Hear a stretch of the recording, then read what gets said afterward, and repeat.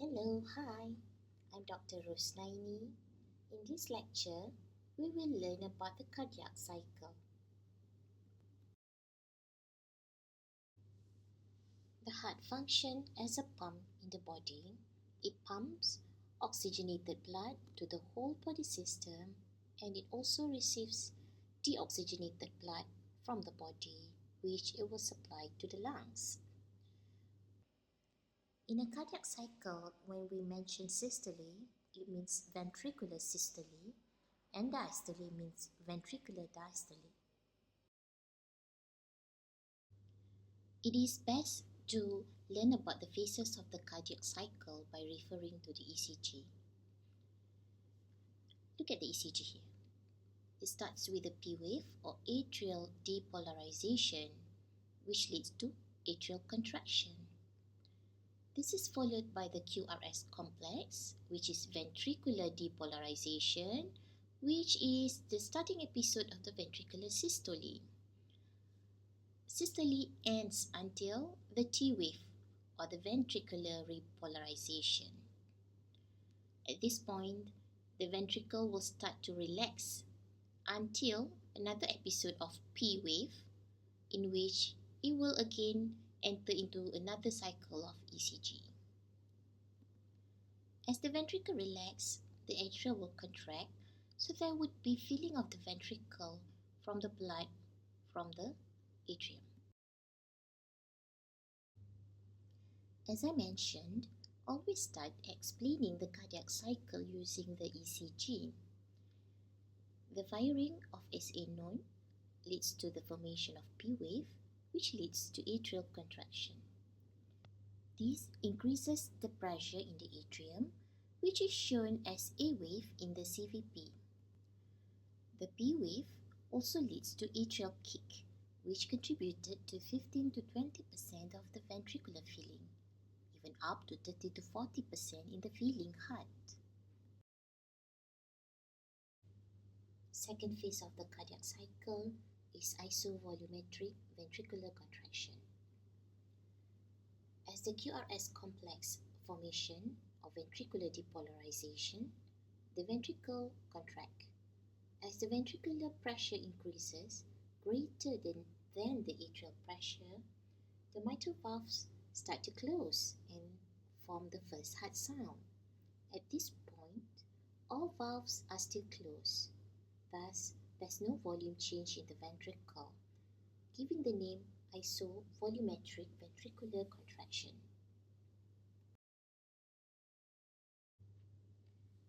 During rapid ventricular ejection, the ventricular contraction continues. This leads to ventricular pressure becomes greater than the aortic pressure, thus open the aortic valves. And this leads to rapid ejection of blood from the ventricle into the aorta. Thus, as you can see, the ventricular volume would decrease dramatically. The right ventricular contraction leads to the tricuspid valve bulging into the right atrium, leading to the formation of the CVP wave of C wave, which is the beginning of the atrial filling. And this is followed with X wave in the CVP, which signify atrial relaxation. T wave or ventricular repolarization is the starting point of the reduced ventricular ejection phase. In this phase, the blood is slowly ejected out from the ventricle into the aorta as the ventricular pressure begins to decrease. The aortic pressure also decreasing because of the runoff of blood from the large arteries into smaller arteries. On the other hand, the atrial filling continues. As you can see, there's venous return to the right atrium, leading to the formation of the V wave in the CVP. The isovolumetric ventricular relaxation starts at the end of the T wave, and this is the starting point of diastole. At this point, the ventricular relax, thus intraventricular pressure decreases rapidly. Now, as the aortic pressure more than the ventricle, there would be backflow of blood against closed aortic valve. And then the blood would resume forward flow again, and this produces the dicrotic notch or incisura. The ventricular volume is still constant because all of the valves are still closed. Aortic valve closure is followed by the pulmonic valve, and these lead to the formation of second heart sound. In the atrium, otherwise, the venous return continues. The next phase is rapid ventricular filling, in which the ventricle continues to relax. When the ventricular pressure becomes less than the atrial pressure, the mitral valve opens. These lead to rapid flow of blood from the atria into the ventricles, leading to the formation of the third heart sound and building of rapid ventricular volume. In the aorta, the pressure also continues to decrease as the blood continues to run off into smaller arteries. Diastasis is the phase of reduced ventricular filling, which is the longest phase of the cardiac cycle. In an episode of tachycardia, there is reduced ventricular refilling time, thus decrease the left ventricular and diastolic volume and lead to the reduction of the stroke volume. Diastasis ends the cardiac cycle. A new cardiac cycle would form following the formation of new ECG. Now let's think. What would happen to the cardiac cycle during an episode of hypovolemia?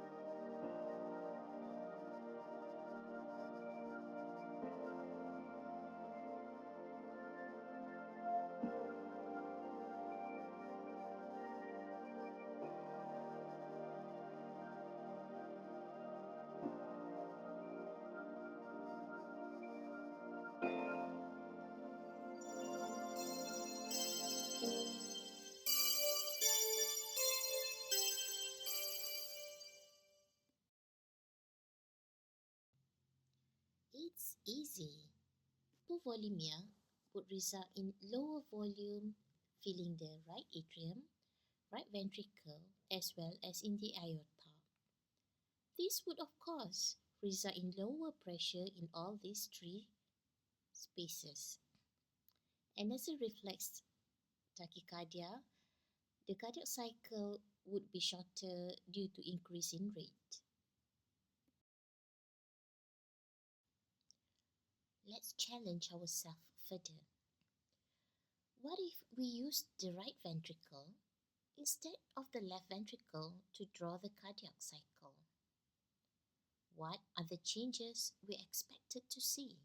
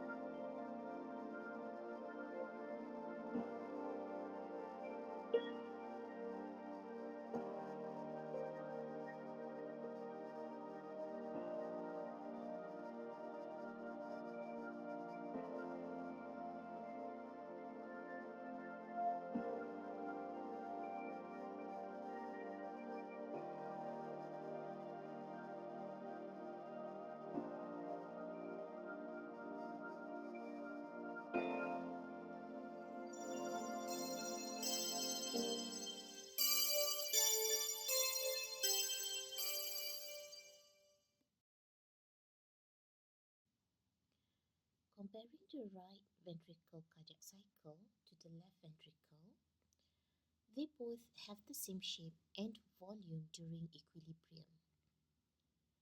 However, the right ventricle is a lower pressure structure, limiting the systolic and diastolic pressure to around 25 over 0 millimeter mercury. Remember to replace the left heart structures to the right heart structures, which are aorta with pulmonary artery, mitral valve with tricuspid valve, and aortic valve with the pulmonic valve. I hope the explanation given here is clear. Wishing you the very best.